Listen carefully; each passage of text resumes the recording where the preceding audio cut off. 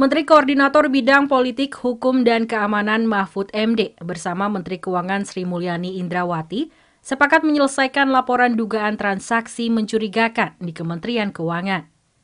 Hal itu diungkapkan usai rapat antara Mahfud, Sri Mulyani, serta Kepala Pusat Pelaporan dan Analisis Transaksi Keuangan atau PPATK, Ivan Yustia Vandana, di kantor Kemenko Polhukam Jakarta pada 20 Maret. Mahfud menyebut transaksi janggal yang sebelumnya disebut 300 triliun rupiah, ternyata setelah diteliti kembali mencapai 349 triliun rupiah.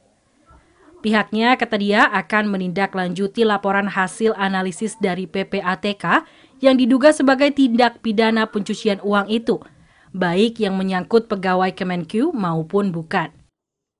Dan saudara harus tahu bahwa tindak pidana pencucian uang itu sering menjadi besar karena itu mengangkut kerja intelijen keuangan.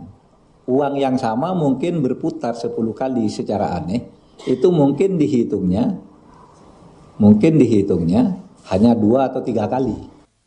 Sementara Sri Mulyani menjelaskan berdasarkan lampiran di surat dari PPATK terkait transaksi mencurigakan itu, sebanyak 65 surat berisi transaksi keuangan dari perusahaan atau badan atau perseorangan, di mana tidak ada orang Kemenq di dalamnya.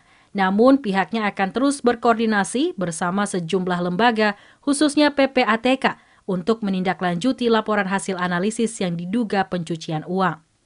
Apakah berhubungan dengan pegawai Kemenq atau tidak, dua-duanya tetap sama.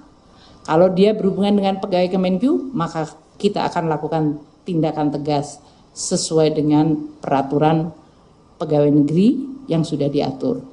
Apabila ditemukan alat bukti terkait tindak pidana, maka laporan hasil analisis akan ditindaklanjuti proses hukum oleh penyidik pegawai negeri sipil Kemenq sebagai penyidik tindak pidana asal.